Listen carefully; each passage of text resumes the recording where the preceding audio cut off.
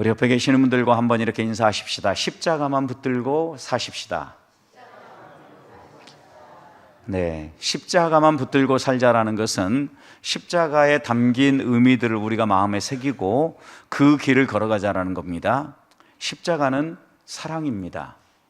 하나님이 우리를 얼마나 사랑하시는지 그 사랑을 증명해 보인 자리가 십자가입니다.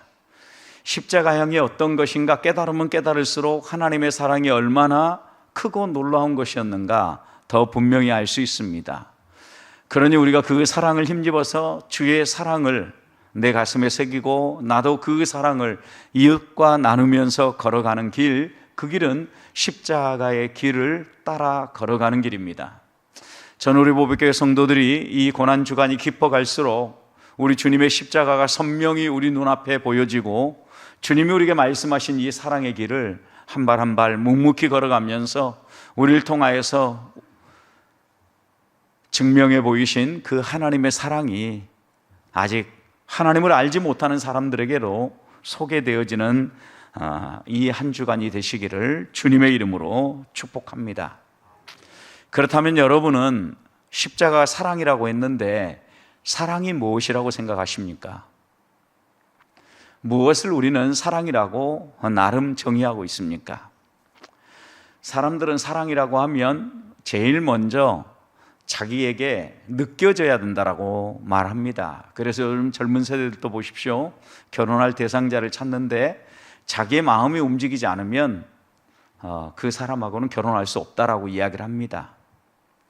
그 말인즉 사랑은 감정이다라고 이렇게 말하는 것입니다.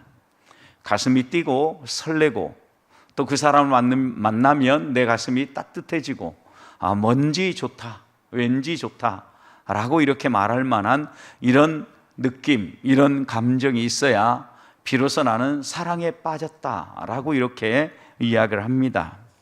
하지만 사랑이 감정만이라고 하면 만약 감정이 식으면 사랑도 사라져 버리는 것입니까? 그렇다면 진정한 의미에서의 사랑은 감정만이라고 할 수 없을 겁니다. 왜냐하면 감정은 자주 변하기 때문입니다.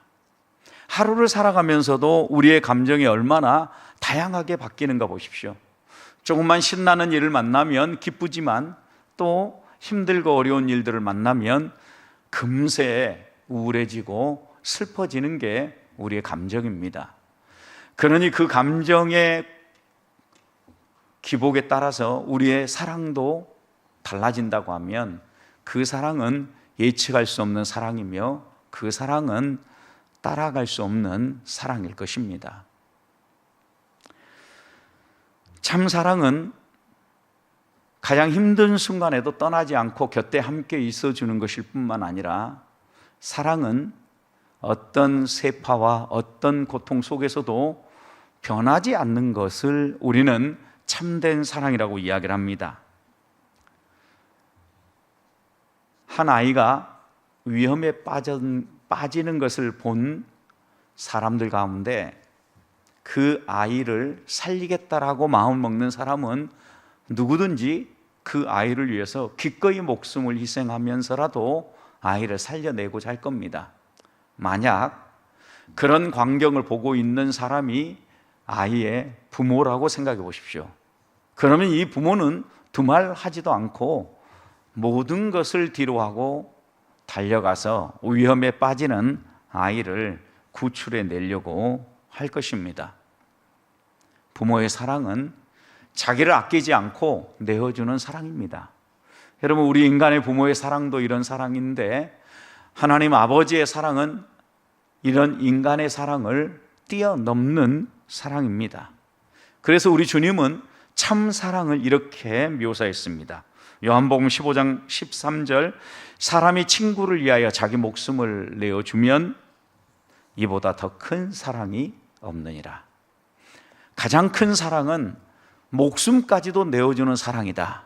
감정의 기복에 의해서 움직이는 그런 사랑이 아니라 자기 목숨까지도 기꺼이 내어줄 수 있는 사랑, 그 사랑이야말로 참 사랑이다 라고 우리 주님은 말씀하신 것입니다. 오늘 우리가 함께 읽은 이 말씀은 바로 이 사랑 이야기입니다. 우리 주님이 우리에게 보여주신 사랑이 바로 이 사랑입니다.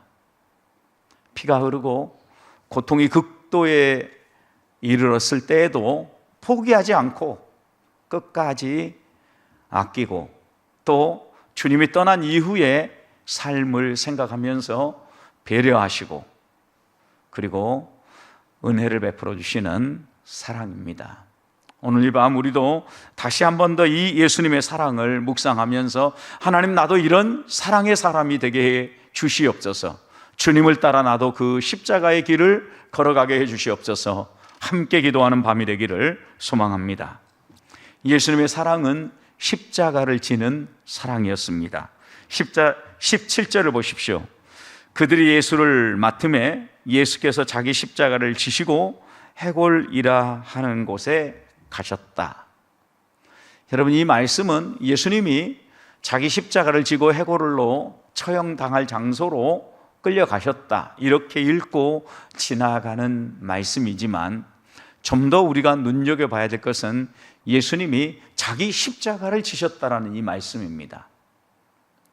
예수님이 자기 십자가를 지기 전 지금 무슨 일을 겪으셨습니까? 채찍질 당하셨습니다. 조롱당하셨습니다. 밤새 끌려다니면서 신문을 당했습니다. 여러분, 어떤 채찍질이라고 했습니까? 새 구슬이 달려 있습니다. 가죽끈에 뼈 조각이 박혀 있습니다. 이런 강력한 채찍질에 얻어맞은 예수님은 살점이 튀어나가고 피투성이가 되어 있습니다. 이것도 부족해서 머리에 가시관을 만들어서 씌웠습니다. 예수님의 이 고통은 이루 말할 수 없는 고통입니다. 그리고 밤새 거의 한숨도 재우지 않고 이곳저곳 끌고 다니면서 예수님을 신문한 끝에 이렇게 때려서 골고다로 끌고 가고 있습니다. 그런 상황에서 예수님이 자기 십자가를 지셨습니다. 우리는 이렇게 이야기합니다. 몸이 아프고 만사가 힘들면 어떻습니까? 누가 뭔 얘기해도, 아무리 좋아하는 사람 얘기해도 귀찮다고 얘기합니다. 건들지도 말라고 이야기합니다. 짜증난다고 이야기합니다. 주님은 그 정도가 아닙니다. 지금 자기 십자가를 지고 가시는 이 순간은 거의 이 모든 체력과 에너지가 밑바닥이었다고 해도 과언이 아닙니다. 손만 대도 귀찮을 그런 상황에서도 예수님은 바로 우리를 위하여서, 죄인인 우리의 죄를 해결하기 위해서 십자가를 지신 겁니다. 마지못해서 지신 게 아닙니다. 기쁨으로 지셨습니다. 그리고 우리 주님은 우리에게 이렇게 말씀하셨습니다. 마태복음 16장 24절, 아무든지 누구든지 나를 따라오거든 자기 십자가를 지고 나를 따라올 것이니라. 내가 이렇게 십자가를 진 것처럼 너희들도 너희 십자가를 지고 이렇게 따라오라고 우리 주님은 우리에게 초청하고 있는 겁니다. 마지못해서 지는 십자가가 아니라 기쁨으로 십자가를 지라는 것입니다. 여러분, 그런데 예수님이 지신 이 십자가는 누구를 위한 십자가입니까? 우리를 위한 십자가입니다. 소망 없는 우리를 위한 십자가입니다. 그러니 우리들도 자기 십자가를 지고 예수님을 따라간다는 것은 무슨 의미입니까? 소망 없는 사람들을 위해서 십자가를 지고 따라오라는 것입니다. 우리 주변에 누가 소망 없는 사람입니까? 외롭고 힘든 상황에 빠져 있고 낙심하여서 방황하고 있는 사람들, 겉모습은 화려하게 포장되어 있을지 모르지만 속은 완전히 무너져 버린 사람들, 바로 그 사람들을 위하여서 십자가를 지라는 것입니다. 우리 주님은 이렇게 자기 십자가를 지신 다음에 우리에게 이 십자가를 아무 조건 없이 값없이 나눠주셨습니다. 은혜를 베풀어 주신 겁니다. 십자가를 나눠주셨다는 의미가 무엇입니까? 우리의 죄를 깨끗이 씻으시고 우리 주님께서 우리에게 주신 것은 깨끗함입니다. 대속입니다. 은혜입니다. 우리도 이웃의 어려운 환경들을 돌아보며 십자가를 진다라는 것은 그들이 무엇에 힘들어하고 그들이 무엇 때문에 주저앉아 있는가를 보면서 그들을 위하여 섬긴다라는 것입니다. 자기 주장과 자기 생각만을 가지고 열심히 달려갔던 바울을 만나 주셨던 예수님을 여러분 생각해 보십시오. 예수님께서 사람을 보내어서 바울을 새롭게 새 사람으로 세울 때 어떤 일이 벌어졌습니까? 아나니아가 바울의 머리에 손을 얹고 안수할 때 제일 먼저 나타난 현상은 그의 눈에 비닐이 벗겨졌다라는 겁니다. 여러분, 이 말씀의 의미가 무엇입니까? 앞을 보지 못했습니다. 눈은 떴다고 이야기할지 모르지만 거의 아무것도 보지 못하고 자기 것에만 집중하고 자기만을 위해 살아가고 있는 사람이 바로 이런 바울 같은 사람이라고 말할 것입니다. 근데 그런 사람이 예수님을 만나고 하나님의 성령의 기름 부음을 받으면 눈에서 비늘이 벗겨진다라는 겁니다. 자기만을 생각하는 사람이 이제는 이웃을 볼 수 있는 눈을 뜬다는 것입니다. 이것이 자기 십자가를 지고 가는 것입니다. 자기만 보던 비늘이 벗겨지고 이웃을 볼 수 있는 눈이 열리는 새로운 세계를 향하여 나아가는 사람, 십자가를 우리 주님처럼 지고 따라가는 사람입니다. 고난주간 나는 우리 주님이 말씀하신 것처럼 십자가를 지고 따르고 있습니까? 내가 짊어져야 될 이웃의 십자가는 무엇입니까? 오늘 이 밤 함께 기도하면서 우리 주님이 우리의 모든 죄를 짊어지고 그 어려운 환경에서도 십자가를 지신 것처럼 우리를 또 주님을 따라 걸어가는 성도들이 되시기를 소망합니다. 우리 주님은 십자가를 지셨을 뿐만 아니라 십자가를 지고 골고다까지 올라가셨을 때 십자가에 매 달리셨습니다. 18절을 보십시오. 그들이 거기서 예수를 십자가에 못 박을새 다른 두 사람도 그와 함께 좌우편에 못 박으니 예수는 가운데 있더라. 십자가 처형은 우리가 오늘날 생각하는 현대의 사형 제도와는 판이하게 다릅니다. 왜냐하면 현대 사형 제도는 사형장에 참석할 수 있는 사람은 극소수입니다. 사형을 공개하지 않는다라는 거죠. 최소한의 사람이 증인으로 배석한 가운데 은밀하게 진행되는 것입니다. 사형 방법은 어떻습니까? 고통은 최소화합니다. 빨리 죽을 수 있는 방법을 선택합니다.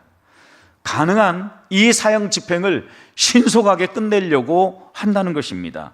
그러나 예수님 당시 이 고대의 십자가형은 어떤 사형법입니까? 공개 처형입니다. 여러분, 그러니까 많은 사람이 보는 가운데 골고다 그 언덕 위에 십자가가 세워지고 예수님이 거기에 매달려 처형된 것입니다. 또 현대의 사형제도는 신속하게 빠르게 고통을 최소화시키면서 처형하는 방법이라고 하면 이 고대의 십자가형은 죽음을 최대한 늦추는 겁니다. 그리고 고통은 극대화시키는 겁니다. 여기에 예수님이 당한 십자가형은 당시에 십자가형에 처형되는 사람들하고는 좀 달랐다고 합니다. 보통의 십자가형은 양팔을 십자가에 매달아 묶었다고 합니다. 근데 우리 주님은 어떻게 처형됐습니까? 좌우편의 강도도 예수님 덕택에 똑같이 그렇게 처형됐는데 손과 발에 대못이 박혔습니다. 여러분, 대못이. 생각만 해도 끔찍하지 않습니까? 여러분, 그런데 손과 발에 이 대못이 박히고 나면 너무 힘들기 때문에 고통을 좀 더 줄이기 위해서 자꾸 몸을 움직이게 된다는 겁니다. 여러분들 생각해 보십시오. 지금 몸을 움직여서 이 고통을 경감시키려고 하는데 그럴 때마다 흔들리는 곳은 어디겠습니까? 못이 박혀 있는 손이고 못이 박혀 있는 발인 거예요.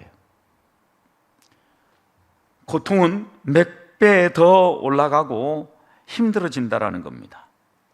그래서 이런 처형법을 로마의 웅변가였던 키케로는 십자가형을 가르쳐서 노예들에게 가해진 최악의 극단의 고문 방법이라고 이렇게 묘사했습니다. 또 역사가 헤로도토스는 십자가형을 가르쳐서 사람들이 돌로도 쳐보고 익사도 시켜보고 화형도 시켜보고 교살도 해보고 난 다음에 이런 여러 가지 사형법 가운데 가장 고통이 심한 것만 뽑아서 처형한 것이 십자가형이라고 그랬습니다. 지독한 고통과 죽음의 지연과 공적인 전시를 통하여서 극도의 굴욕감 가운데 죽어가는 형이 십자가형이었다라는 겁니다. 그렇다면 왜 이런 극악한 방법으로 우리 주님이 처형당해야 했습니까? 이사야 선지자는 이사야 53장 5절에서 그가 찔림은 우리의 허물이요. 누구의 허물 때문에요? 나의 허물 때문에.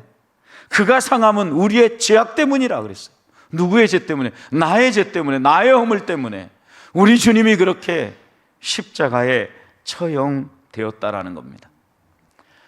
하나님은 출애굽기 34장 7절에서 사람들의 벌을 면제하지 아니하고 반드시 보응한다 그랬습니다. 그러니 우리의 죄를 보응하시기 위해서 예수님을 십자가에 매 다신 것입니다. 그러니 오늘 이 밤에 다시 한 번 더 십자가를 바라보면서 저 십자가의 고통이 내가 받아야 될 고통이었구나, 다시 한 번 더 가슴 깊이 되새기면서 하나님 앞에, 하나님 감사합니다. 제가 받아야 될 그 극악무도한 고통을 우리 주님이 대신 받으셨습니다. 감사합니다. 이 고백과 함께 주님 앞으로 한 번 더 가까이 가고, 주님 오늘 또 그 은혜에 힘입어서 내가 좀 더 하나님의 사람답게, 십자가 사랑을 아는 사랑의 사람답게 살게 해 주십시오. 기도하는 밤이 되시기를 소망합니다. 세 번째 21절 보면 이런 극도의 고통 속에서도 예수님은 모든 사람의 왕으로서 빛나셨습니다. 21절 보십시오. 유대인의 대제사장들이 빌라도에게 이르되 유대인의 왕이라 쓰지 말고 자칭 유대인의 왕이라 쓰라고 이야기를 합니다.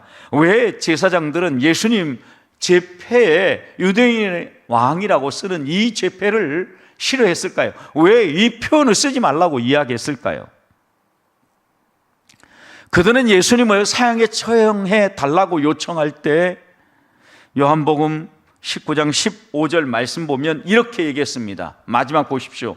가이사 외에는 우리에게 왕이 없습니다 그랬어요. 여러분, 그런데 그들의 진정한 왕은 누굽니까? 하나님입니다.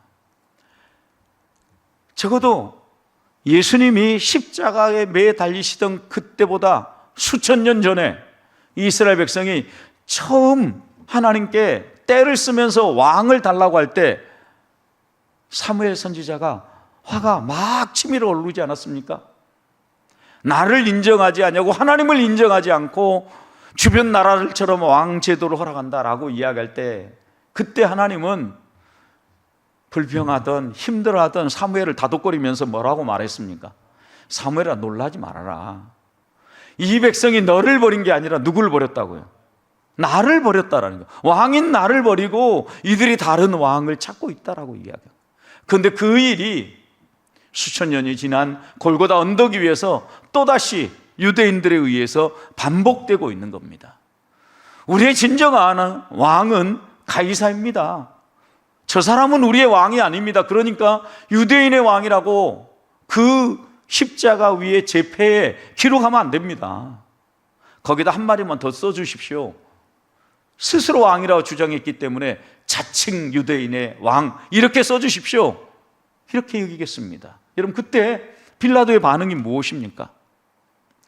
빌라도는 이 제패에 유대인의 왕이라고 모든 사람이 볼 수 있도록 히브리어, 헬라어, 그리고 그 당시 통치하고 있었던 로마의 언어로 분명하게 유대인의 왕 이렇게 쓰고 난 다음에 불평하고 패를 바꿔달라고 하는 그들을 향해서 이렇게 얘기했습니다. 내가 쓸 것을 썼다. 이제까지 그렇게 비겁하게 행동하던 빌라도가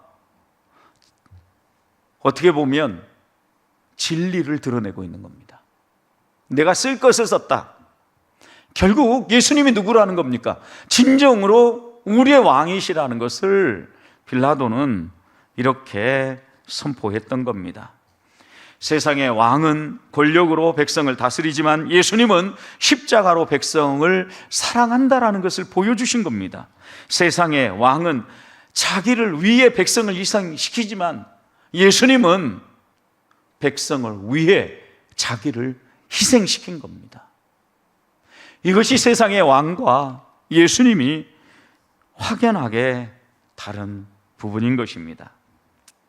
사랑하는 성도 여러분, 나는 이 예수님을 나의 왕으로 모시고 살고 있습니까? 아니면 예수님을 처형했던 유대인들처럼 나의 왕은 가이사입니다, 세상의 그 무엇이 나를 이끌어가는 나의 힘이고 그것이 내가 오늘 존재하는 이유입니다, 이렇게 혹시 고백하고 있지는 않습니까? 이 밤 다시 한 번 더 우리의 왕이신 예수님을 되찾으십시다. 그리고 예수님이 나의 왕입니다, 내가 그분을 끝까지 따르고 내 삶의 주인으로 모시고 그분의 말씀에 순종하며 살겠습니다라고 다시 고백하는 밤이 되시기를 주님의 이름으로 축복합니다. 마지막으로 예수님의 이 사랑은, 우리를 향한 이 사랑은 고통 중에도 멈추지 않았습니다. 25절 보십시오. 예수님의 십자가 그 곁에 누가 있었습니까? 그 고통스러운 순간 그 곁에 누가 있었습니까? 예수님의 어머니가 있었습니다. 예수님의 이모가 있었습니다. 또 글로바의 아내 마리아가 있었습니다. 글로바가 누굽니까? 엠마로 내려가던 그 제자가 글로바가 아니었습니까, 여러분? 그 아내가 있었습니다. 그리고 막달라 마리아가 그 곁에 서 있었습니다. 그런데 여러분, 그 다음 말씀을 눈여겨보십시오. 26절, 예수께서 자기 어머니와 사랑하는 제자가 곁에 서 있는 것을 어떻게 하셨어요? 보셨어요. 지금 너무 고통스러워서 침 한 모금도 삼키기 어려울 상황입니다. 목숨이 조금만 있으면 꼴딱 넘어갈 순간입니다. 뭐가 보이겠습니까? 이런 상황에서 아무것도 보이지 않을 그런 상황이잖아요. 근데 우리 주님은 그 고통스러운 순간에도 곁에 서 있었던 예수님의 어머니, 이모, 글로바의 아내 마리아, 막달라 마리아, 그리고 사랑하는 제자 요한을 바라보셨다라는 겁니다. 그리고 이렇게 말씀하셨습니다. 27절, 26절 후반절, 여자여 보소서, 아들입니다. 누구에게요? 어머니에게. 그리고 사랑하는 제자 요한에게는 27절 이렇게 얘기합니다. 보라, 내 어머니다. 여러분, 그러자 어떤 일이 벌어졌습니까? 요한은 두말하지도 않고 그 즉시, 그때부터라고 그랬으니까 그 즉시 그 제자가 자기 집에 예수님의 어머니를 모셨습니다. 여러분, 이 말씀을 곰곰이 생각해 보십시오.